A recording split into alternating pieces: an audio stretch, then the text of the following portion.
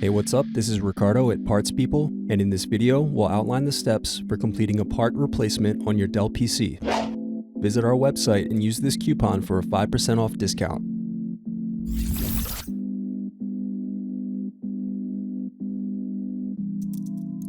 Unscrew and remove bottom base.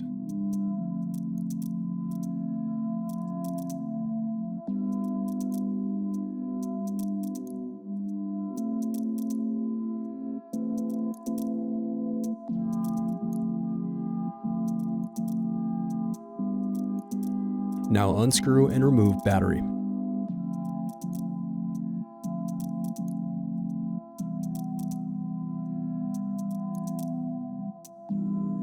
Disconnect antennas. Now unscrew and remove bracket, then disconnect display cable.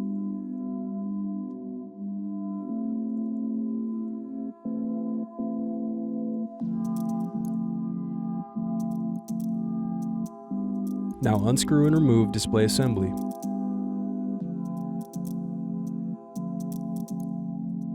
Thanks for watching.